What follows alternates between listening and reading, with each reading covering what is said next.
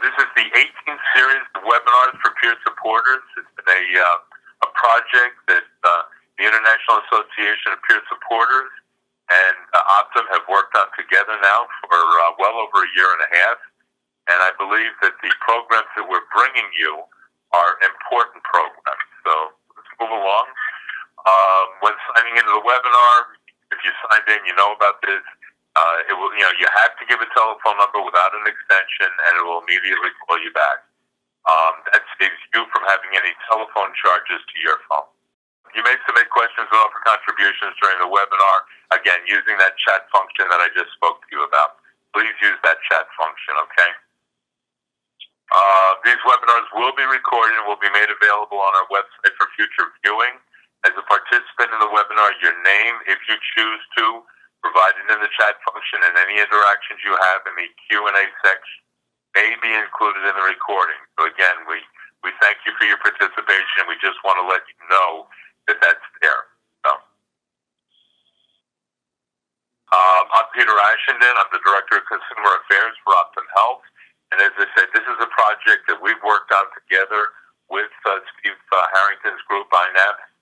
And it's been a very, very successful project. I know that the peer specialists that attend this find it very helpful. In addition to that, it gets you some of the credits that you need to maintain your peer specialist certification. So we're very glad that we could work together and provide these very informative sessions to you. So without further ado, I'm going to turn it over to Steve, who's going to take and introduce Ted Thomas to you. Thank you, Peter.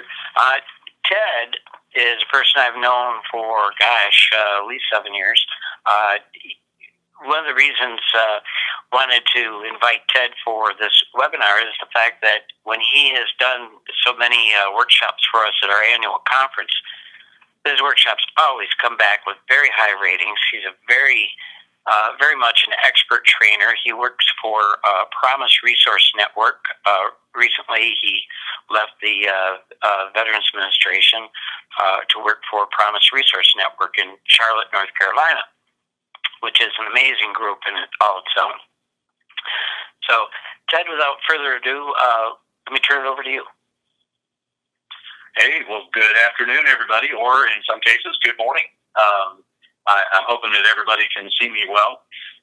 As we move through this, looking at that very first slide, talking about beyond the realities of compassion fatigue, we really want to look at what is compassion fatigue, what is some of the other definitions that go along with that, and ultimately, what are some of the tools that we can use? So that's where we're going to go with this, and I'm really glad that we're here with Peter and Optum Health. Thank you very much, and N.A.P.S, Steve, and thank you everybody for coming on this. To start with, I want everybody to just take a look at that very first box, the word cloud, if you will, and kind of glance at that.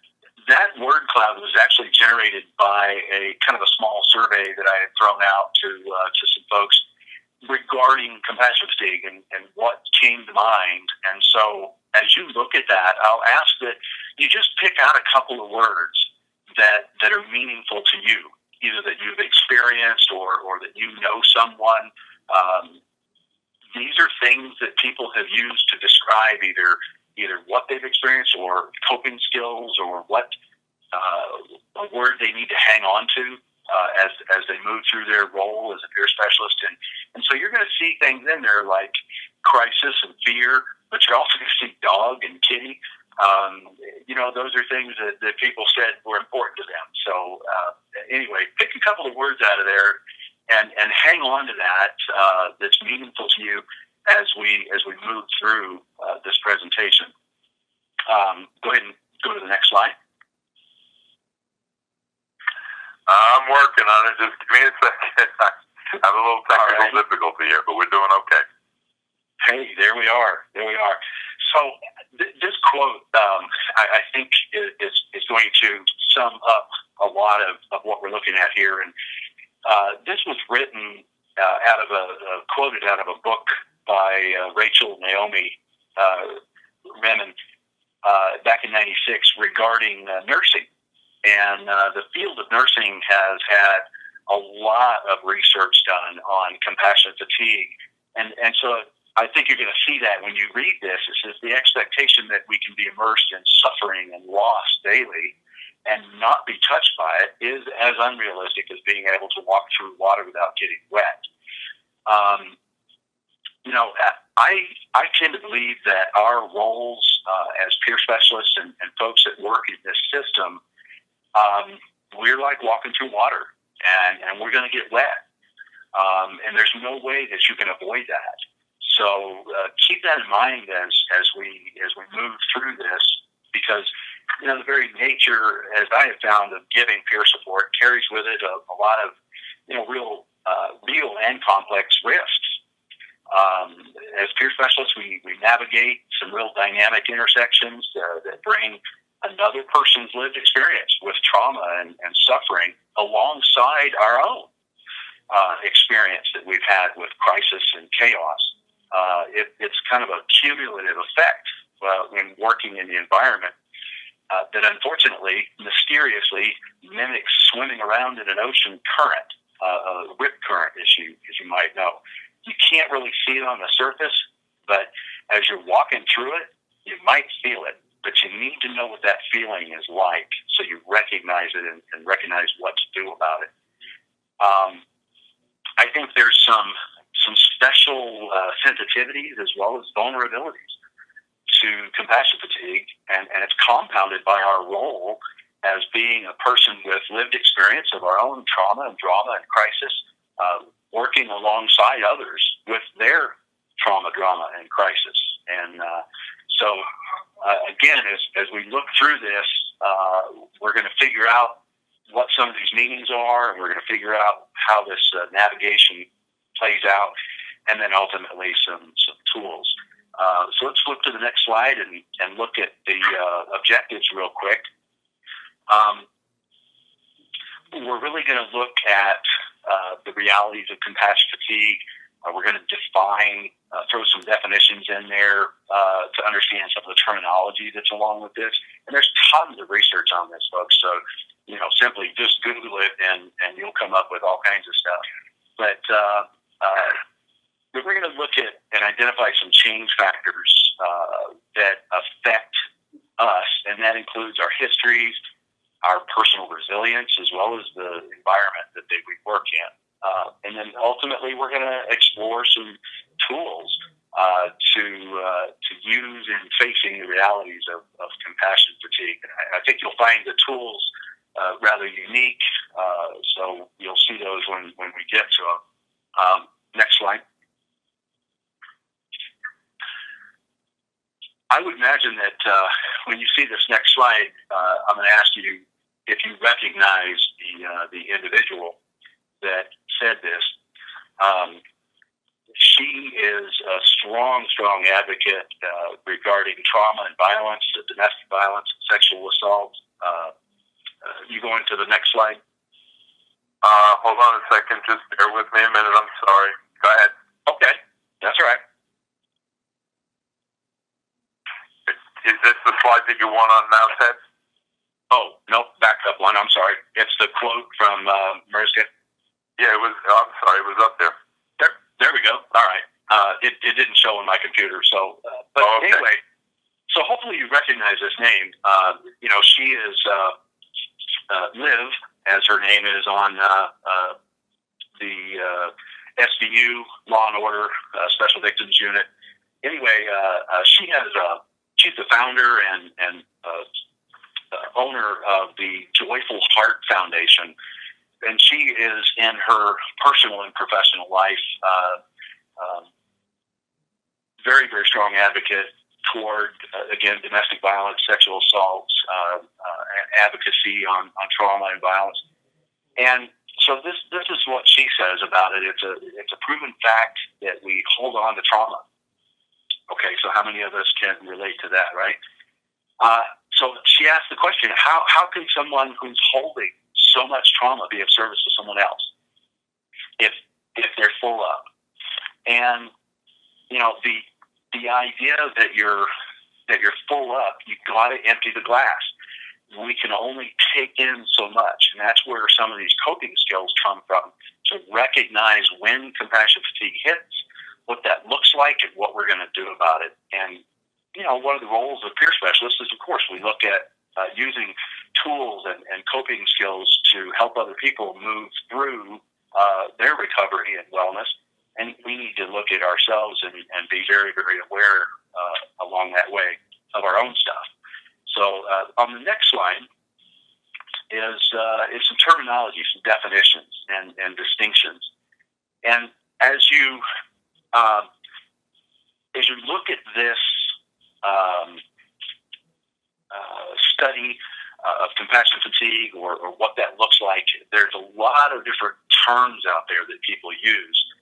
And it's kind of funny to me because when we look at the word compassion, it actually, and I'm reading this from transliteration. I didn't say that right. Transliteration, and it has to do with properly to be moved as one's bowels. Yes, I said bowels. Hence, to be moved with compassion and to have compassion. And where that came from was that the bowels were actually thought to be the seat, no pun intended, of love and pity. And so, literally, when you think of compassion, it's a gut feeling, and we tend to move through our own wellness and recovery with a lot of gut feeling. So just carry that with you, if you will, as we move through these definitions. Another definition is compassion satisfaction. This is literally the pleasure derived from caring for other people who've experienced, in this case, some kind of suffering or trauma or distress. The compassion satisfaction is also looked at as a positive contribution to, and this is the equation that you need to know. Compassion satisfaction is seen as a positive contribution to the sum of one as much as the totality of the greater good. So again, it's that synergy part of putting all the pieces together, and it's greater than the individual sum. And so compassion satisfaction is what we want to lean toward. The other side of that is compassion fatigue, and this is as a result of caring for patients who are in pain. And referring to a quote in a book by somebody by the name of Sabo, it looks like. Compassion fatigue also, it shows as symptoms that parallel PTSD that's suffered by survivors. It also has a pervasive impact on a therapist's view or a clinician's view or a peer specialist's view of self, a view of the world, a view of our belief system. Compassion fatigue shows out in our interpersonal relationships, in our cognition, our emotional and spiritual functioning. It really tends to disrupt that sense of vibrancy that we have in the work that we do and the people that we work with. It'll disrupt that, and that's what's so dangerous about compassion fatigue. Think back to when I talked about a rip current in the ocean. Of you that have experienced that can be traumatic when something grabs you like that and you're not ready for it. You didn't see it coming, and that's what compassion fatigue can play out as. A few other items here is vicarious traumatization, experiencing the trauma of the people that we're working with, the trauma that they suffered. It comes as a change of self in the helper, you being the helper. Secondary traumatic stress, having it's a natural consequence and behavior and emotions resulting from knowledge about helping another person who has been traumatized. Burnout is a result. It's something that emerges gradually as a result of emotional exhaustion. It happens as a prolonged response to what we do, working with folks with trauma, drama, and crisis. And then moral distress is tied in there, and that's encountered when a person knowing the ethical and appropriate course is unable to act on it because of largely emotional distress and burnout, these factors that feed into it. And then moral fatigue, the consequence of continued moral distress. It breaks down our ability to act in the way that we had once. Compulsive sensitivity is a lesser talked about issue, but it's kind of a syndrome in which a heavy load of caring prompts continued exhaustion. So we have to be careful about the load that we carry and how often we empty our glass, and maintaining that balance. And then, of course, stress of conscience, and that's moral strain or self-blaming. Again, all these things are leading to relational issues and emotional exhaustion and such. And so those are just some terms that are tied with compassion and compassion fatigue. But for the most part, for the rest of this talk today, we're just going to talk about the words compassion fatigue, and maybe throw out a burnout in there. So next slide, please.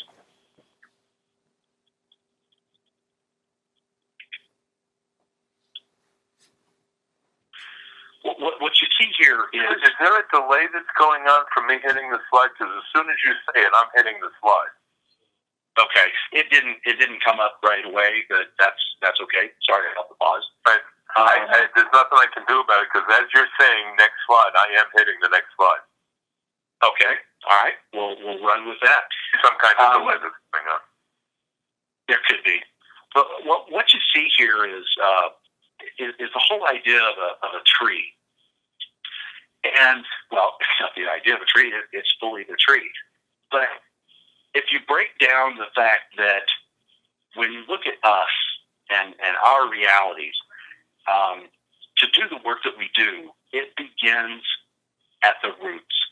It begins by looking at our beliefs and values and knowledge and our character and what that looks like. And so on the next slide, if you will, we've got kind of a breakdown of some of the things that people have talked about that are the roots, the foundation for their strength, a foundation for how they can approach the work that they do, and walking alongside other people that have issues with trauma and drama and crisis. And so as you see that, people rest on God, their faith, their relationship with a higher sense of power and being. That they also hang on that human capacity for yes, good, but yet recognizing evil as well. And then the idea of helping others, that gives them power and movement. Each of those items there, integrity and trust and friendships, compassion, caring, moral, loving, warm, kind, these are ideas of how people might describe themselves that provide them the foundation, the roots to hold up this tree. The tree is what is subjected, in this case, to external things. And the roots is what gives that tree its power. The roots gives it its strength. And so the whole idea of this image of the tree says, if we hold together and feed the roots, our foundation, and keep that strong, then we're going to be able to look outside of that to the next slide, these external areas. And the first area the next slide up there now, Ted? Yep, it is. Okay. The emotional area. Again, these are kind of external things that we have to deal with in the work that we do. The whole idea of the emotional part of what we do, I believe that many people, particularly those with lived experience, their own lived experience has given them special sensitivities to this whole idea of compassion fatigue. And it's hard to explain that other than saying that special empathy. But yet, in the same breath, we might find ourselves guarded and resist letting ourselves open up emotionally. So there's two parts to this. The empathy we use in our job, but yet we remain guarded against certain types of information that might come at us, or a person that has a particular experience, and that becomes a trigger. And we realize that, so we're guarding ourselves from it. But some other things that people experience emotionally with the whole idea of working with folks in this compassion fatigue is we find ourselves stunted, or we stuff information. But then again, other people experience being enlightened and gaining an absolute brilliant tenderness about us, about how we approach people. And so if you look at and gauge yourself emotionally, which one of these do you, which ones are relevant to you, in other words? We find people that are very reactive, but yet we find people that are very stable because of how they can work through the compassion fatigue issue, or working through the issue of working with folks. Some are strong, some are reckless. Some people as game players. It's just a game, they laugh it off, but where are they at really in their life, and do they have an emptiness that they're trying to fill in their own life, and so they start with this kind of work. And I'll tell you firsthand, for me, I had an emptiness, and so I found some fulfillment. I found some enlightenment and some tenderness by coming into this line of work, and it does. I recognize the emptiness, and I make sure how I fill it. Next slide, the area around boundaries, compassion fatigue. What we see around this is people, again, part of that special sensitivities. We're very open to a lot of different personal lived experiences of other people. Hopefully that works well for us and not damaging. We've got to keep ourselves where we're not too open to get hurt. So we've got to be protective. We're trusting, but yet, we find ourselves intrigued by other people's experiences. And so we tend to throw questions out there about other people's experiences and try to dig a little bit and find out how they experienced it, why they experienced it, what that looked like. And that drives into maybe being a little bit too intrusive. And so then we get hit with that distant, closed, guarded arrangement with the person we're working with. So again, it's a dance.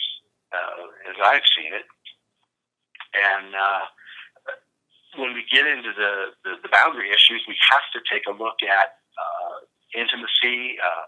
We want deep relationships with people. That trust and mutuality goes pretty deep sometimes, and it can become intimate. I don't necessarily mean on a sexual side, but intimate in terms of just the relationship itself and the discussions. But it also can get a little flirty. That's always a danger.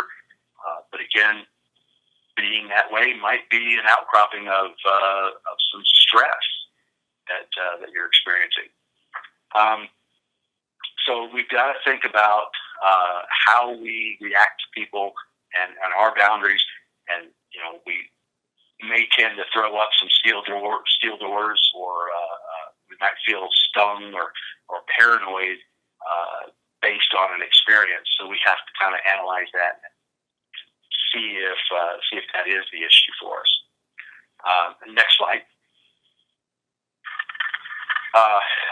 The creativity is also an area that is external and affects our ability to navigate this whole idea of compassion fatigue. How innovative are we?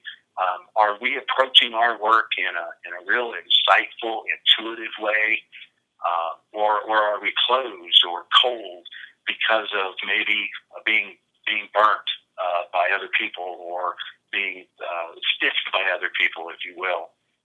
Does that stifle or make dull our creativity? And what we do as peer specialists and working with the individuals that we do, we've got to maintain that creativity for our own wellness, but also to help other people carve out their own path of recovery. Because again, creatively, their path is going to be different than ours, but we need to be able to be, in the first words there, innovative and insightful and intuitive to help them figure out what their path is going to be. And all of these things that you think about them will tie into our being able to view ourselves as whether we're facing some of the compassion fatigue components or not. The next slide is the spiritual area.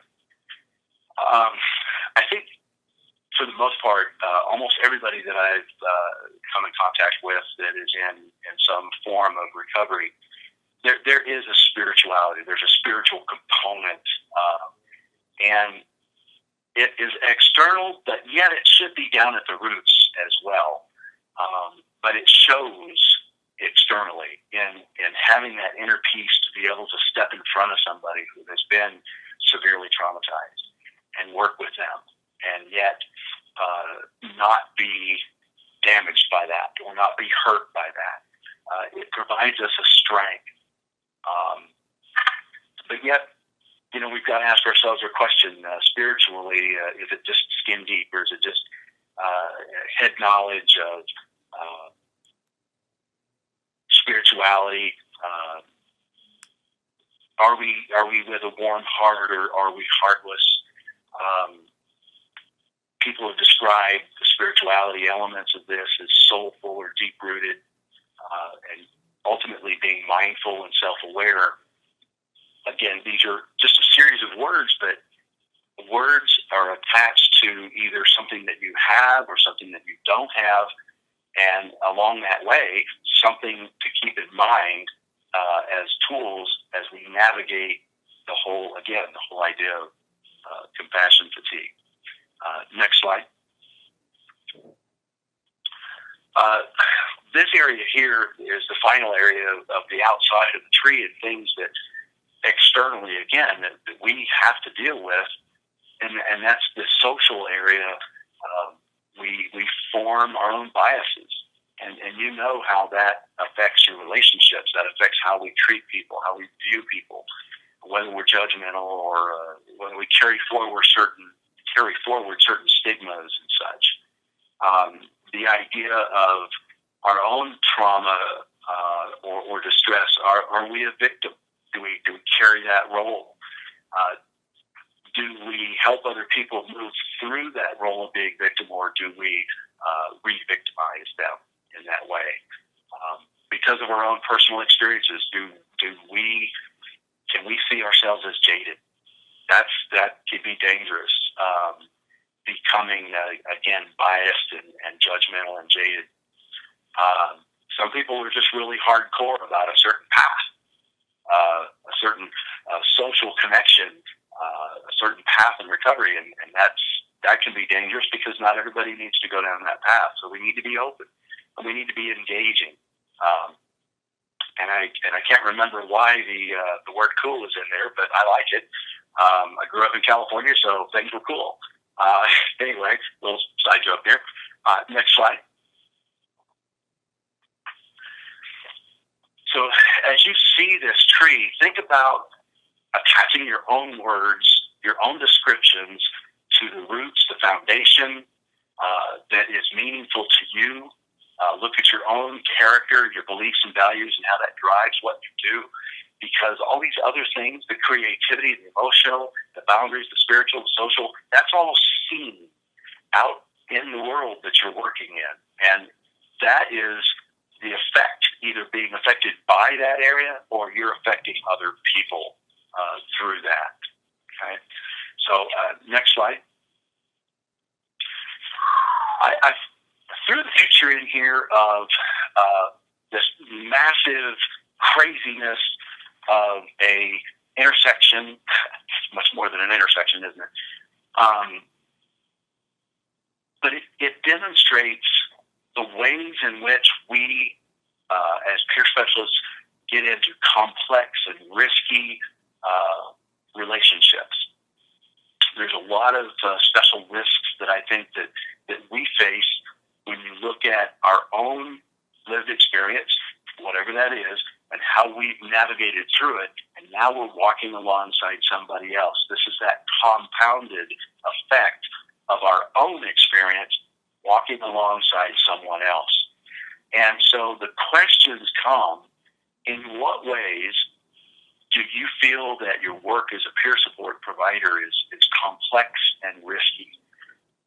And, people who have overcome adversity, I think, can adapt and develop some real special sensitivities and skills in helping others experiencing the same adversity. And that becomes that term, wounded healer. There's a lot of, again, this is like a Google word. You're going to find, if you Google wounded healer, a lot of references to people who have experienced traumatization and then giving back. People that go into other countries and dealing with people who have been impoverished and faced wars and stuff in their land, and there's a lot of issues around compassion fatigue there. But when you yourself have experienced it, you yourself is that wounded healer, the helper principle of helping others, it helps yourself, that type of thing. The idea here of the special sensitivities and that wounded healer approach and looking at it as we are in complex and risky settings. The idea is, what can we do? How can these special sensitivities be used to reduce the potential of compassion fatigue or burnout? What can we do to navigate that massive, crazy-looking intersection that's there?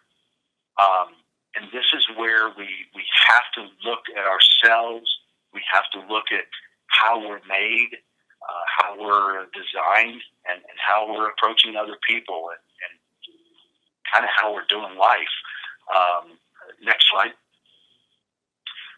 This quote coming up here, a well sustains itself with a continuous flow of water when, and key word in there, when it has sources and is regularly replenished.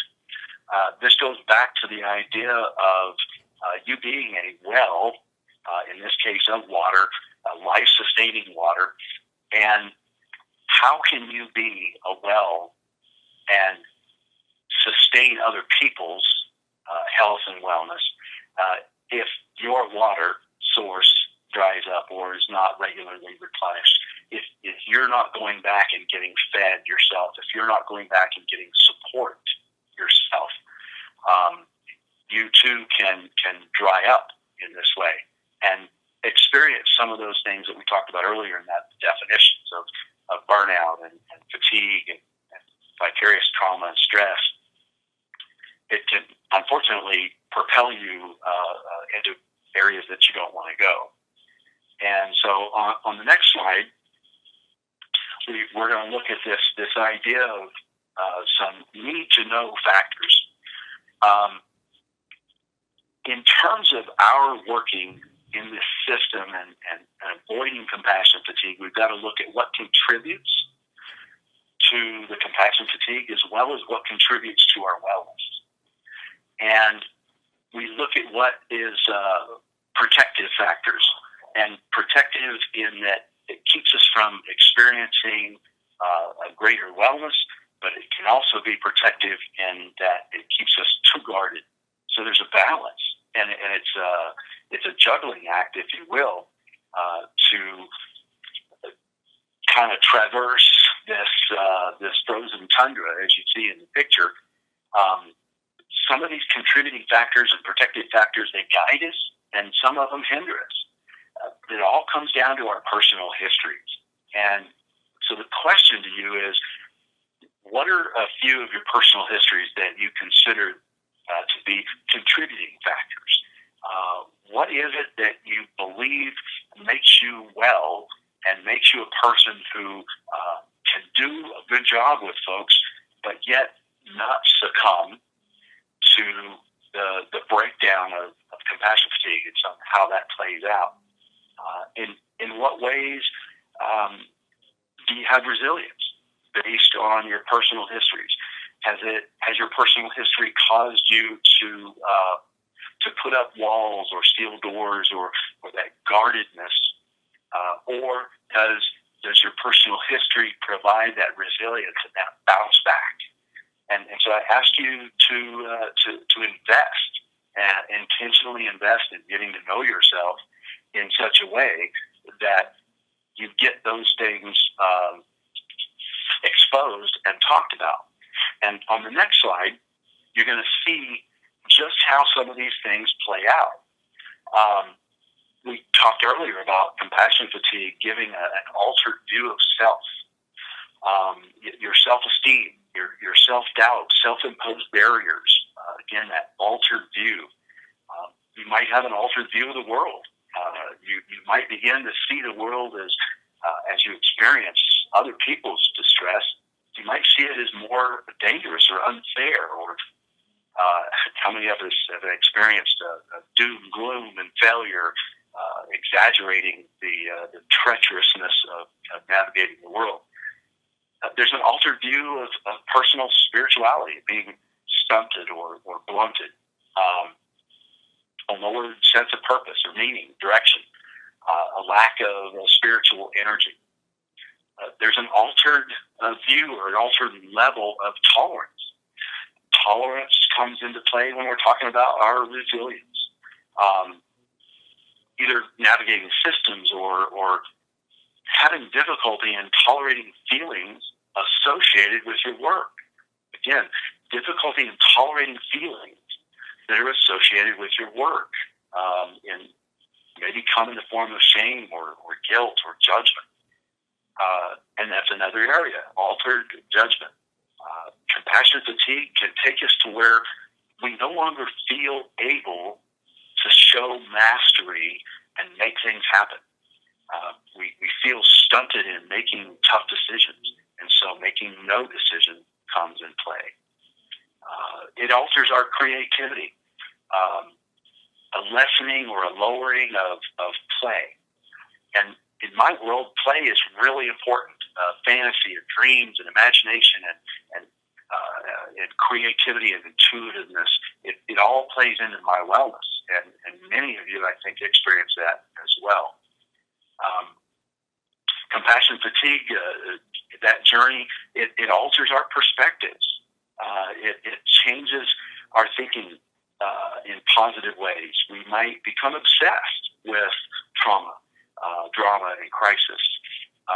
We might find ourselves becoming adrenaline junkies, where we need that trauma, drama, or crisis, and if it's not there, we're out there looking for it. Again, perspectives.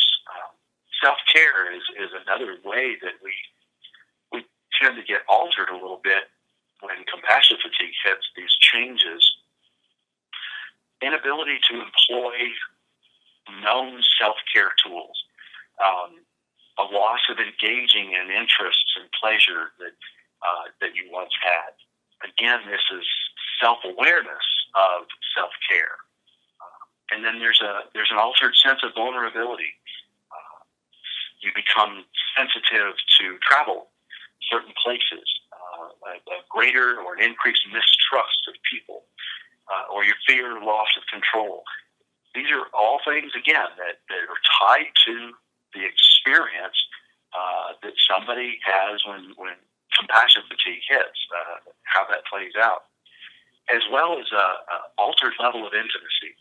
And this is one of the key gauges, and that's the lack of ability to enjoy things or find pleasure in closeness with others becomes that protected guardedness, and you feel the need to either block or get distanced from feelings that involve intimate relationships, discussions, as well as physical closeness. So it's those these are things that as you navigate through that complex and risky work that we do, these are things that we need to think about, just to throw around in our heads, and then ultimately talk about it, talk through it, talk with other people, and that moves us to the next slide. As we look at the riches of peer support, we look at all these different tools, and these tools are just a series of questions, really, but perhaps questions that you wouldn't ordinarily wake up in the morning and ask yourself. So we'll go through a few of these as we close out today's webinar. The self-care tools, honestly, is a topic that just the tools needs its own workshop. But for the purposes of this time that we have together, our exploration in this case will include the practice of asking those tough questions. And one of those questions is, how can I get help? Well, here's the one side of that. It's too bad that we were never really taught how to ask for help. If you think about it, we were taught just the opposite. We were taught how to do for ourselves, to become independent. And, well, those of you that are in recovery, you know that you just don't do it alone. And so we have to think about, how can we ask for help? Who can we ask for help? We might not know the questions to ask, but we at least need to raise our hand and go, hey, I've got some issues that I need to talk through. So that becomes a tool. Another question is what's my best measure of balance for my life? The best measure of balance. Think about all the different domains in which we live. Break it down and sit down with a job coach or a life coach or a performance coach. Look at all the different domains that SAMHSA has produced and written about, and gauge yourself in that. So what's your best measure of balance? Another question is how resilient am I? And how will I know my limits? So you think about and talk about the mental, emotional, and physical, spiritual, and social discomfort. Many of us know that change happens as an avenue of I think I'm saying this right, dissatisfaction. Once we find dissatisfaction or discomfort, we can inform change. And so you have to ask yourself those questions. Another serious question is, what's the foundation of my compassion? Literally breaking it down and saying, what's the roots of my compassion? Can I attach meaning and purpose to it? Where do I get my compassion from? Think about writing a chapter of a book about your compassion and the meaning and purpose behind it. Why do you do what you do? How did you get to this point? What were the experiences that you had? And if you think along those lines, that can actually become a tool that you can use to help you navigate the whole idea of compassion fatigue. Another question is how can I practice responsible selfishness? Now, let me repeat that. Responsible selfishness. This comes down to self-care, okay? Again, we go back to Liv's words on the SVU Law and Order. If we don't empty the glass, how can we be of help to others? So responsible selfishness means you have to break out of that helper mode to then help yourself. Take time for yourself. Get to know yourself. Become aware of yourself. And be responsible about it.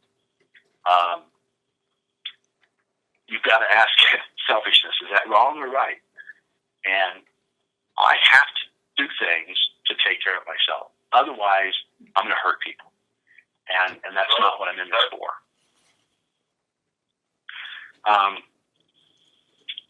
How have I changed? This is another really key question. How have I changed since I began this work? What's different now about me than when I first began this type of work? Think about the positives and negatives. Keep a balance sheet. Draw a line down the middle of the paper and put positives, negatives. What's changed about me? How am I different? And maybe even recruit other people who might have known you through this path to say, gosh, you've changed. I know people who have, as an example, worked in really toxic environments, and they were literally very beautiful people in a lot of ways before they worked in that toxic environment. And then they became jaded, and they became closed and guarded and judgmental of people. Their whole personality changed. Well, they might not realize that unless they ask somebody about it. So I challenge you to ask yourself the question, how have I changed since I began this work? And do a balance sheet of positives and negatives. This is what's better about me now than 5 years ago. This is what, these are areas that I think I need to change. Or at least recognize that may be negatives and work on it. Another question is what are some of the changes in me that I really don't like? And this comes from looking at that balance sheet. But be honest with yourself. Be real and grounded in truth. And again, you might recruit other people that know you and say, what are some changes that you don't like about me? And the only way we're going to be able to change ourselves and to get through this is to be able to ask those tough questions. Another question is what is the hardest about this work? Think about those areas of your work having the strongest effect on you, the strongest negative effect that stresses you out. Is it the work with the individuals, or is it the back office stuff? Is it the system? Is it your boss? Maybe you're your own boss. So what's hardest about your work? You've got to analyze your environment in order to make sense about it. And then, what worries you about your work? What do you take home with you? Those heartfelt worries that you can't seem to get rid of. Another question is how are my changes affecting the people that I work with? Now, both work with in terms of comrades and staff, as well as individuals that you may support and serve. How are my changes affecting them? Another question is, how can I laugh more? What are the benefits of laughter and triggering happy brain chemicals? Remember, the word cloud that we looked at the very first slide, one of the words on there was a dog and a kitty. And people find that can, provide some happy chemicals in your brain by petting a cat or a dog. And so you ask yourself that question, how can I laugh more or get those happy brain chemicals going? What are my sense of personal accomplishments in my work? What aspects of my life have I not yet put into words that are still lurking around that might be drawing my energy? What have others told me that would be helpful to my health, wellness that I'm not using? Tools that I've learned from other people that I haven't put into place yet. And then one of the final questions is what can I do to foster a work environment that becomes in itself a self-care tool? And what can I do to foster a work environment that becomes a self-care tool? I don't know the answer to that because I don't know the environment that you're working in. But I challenge you, that very bottom line there is don't do this alone. Gather support collectively. You're going to be able to do more along the way. And that is where I'll close it out. We've got some time for some questions. And so, Peter, Steve, how do I get into some questions? Well, at this point, there's been several comments, and the comments have been very, very positive about the material that you've offered and the whole thought behind this. Rita, do you want to, while we're waiting for people to take and add questions to the chat function, that anybody that has any questions, Rita, do you want to go over how people can get the PowerPoint? I Sure. put it into the chat box twice now, but maybe we should do it one more time. Yep, sure. I have just posted a link to the quiz because we have a quiz that we need to do just for academic integrity to make sure that people are actually taking the webinar to get the certificate. So the link to the quiz is now posted on our homepage. It's in a column in the right side of the page. You'll see something that says webinar now complete or January webinar now complete. If you click that link, you'll go to the quiz. Take that quiz, fill out an evaluation, and at the end of that quiz, there's a link that will take you to a self-check. You can just check it first. And it will also take you to the slides, to a PDF of the slides for the presentation. Thank you very much. I appreciate that. I'd just like to add that when you enter your contact information, please do that accurately and completely, and we will get certificates out. Usually it takes 3 to 4 weeks. This happens to be a very popular webinar, so give us that 3 to 4 weeks. One thing that was mentioned by one person, Ted, was the word re-traumatization, which really is an important word. Can you speak at all to that? It was early on in your presentation. The word re-traumatization? Yes. Where does that fit? Is that? Trying to think of what that was in one of the definitions, if I'm not mistaken. Where you've got somebody who, if I'm thinking about this correctly, to think about what I said. So one of the, if I can help you out a little bit, one of the examples that I give people when we talk about re-traumatization is a person that has experienced some type of trauma in their life where they felt powerless. They could experience that re-traumatization by being hospitalized because they're taking that, they're being placed in a position where they don't control what decisions are being made. They don't have control over their life, which is very similar to the original trauma that somebody may have experienced. Does that help you a little bit, Ted? It does, and when I think about the role of peer specialists, I guess my mind was more going toward the work that we do with people to be conscious and mindful of not re-traumatizing someone. In other words, making them feel a victim again. And that's always a fine line, and anybody that's been in a therapy session, whether it be individual or group, might have experienced this where you start bringing up stuff and you become re-traumatized based on what you've experienced. As a peer specialist, our own traumas may come up. They may get triggered by just the other person telling us about theirs. And that's one of those, again, fine areas that we need to be able to navigate.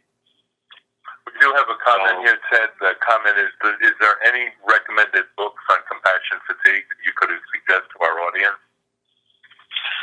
There is, if you Google the concise, and it's ProQual, which is PROQOL,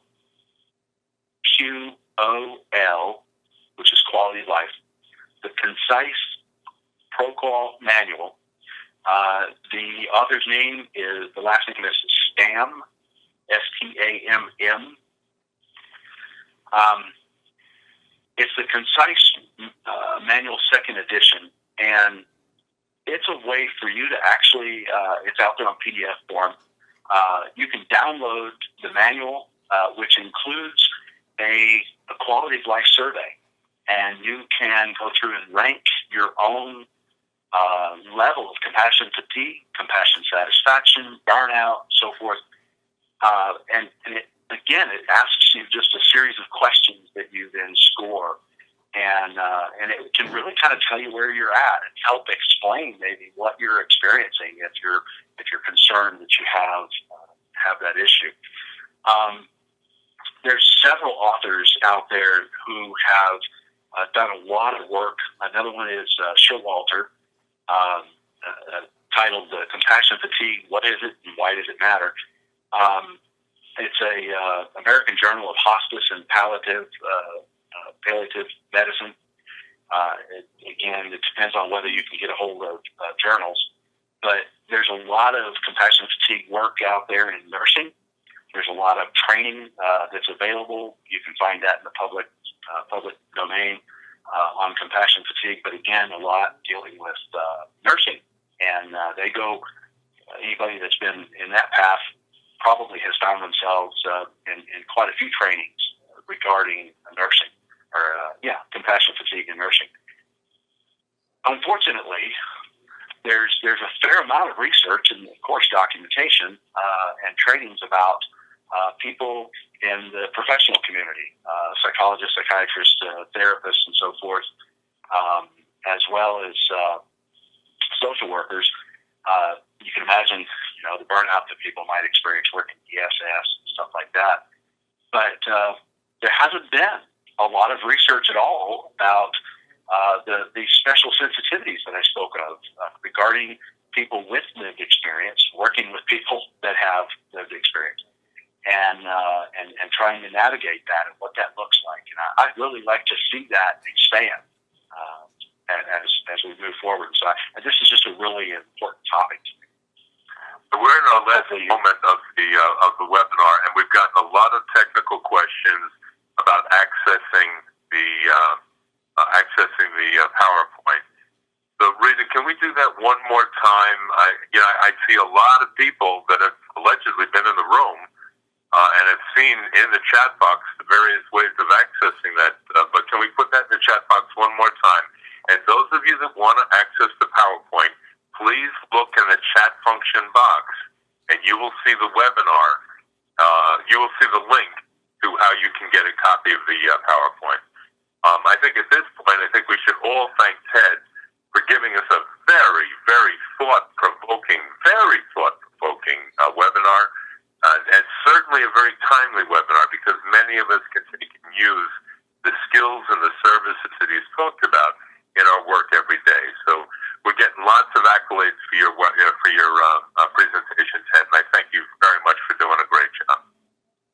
Well, thank you all for coming on and hanging with us, touching this subject. It's pretty sensitive. So thanks. Well, thank you, Ted, and what an excellent job. We'd like to thank Optum. Again, we can't thank Optum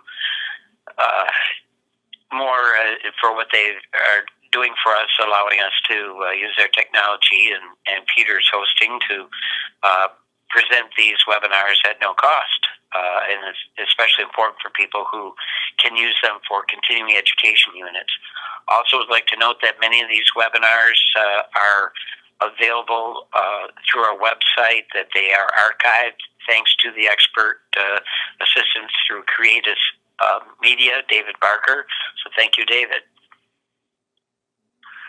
So again, Rita, can we put that again one more time in the chat box? Or Steve, can you put that website one more time in the chat box so that people know where they can go to get the copy of the PowerPoint, take the quiz, and get their certificates?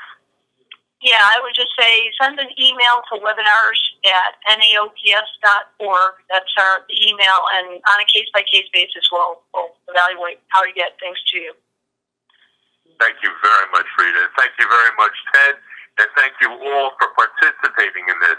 Without your participation, these programs would be meaningless. So I want to thank everybody for being a wonderful, doing a wonderful presentation and offering us great information and information that we can truly use in our everyday work lives.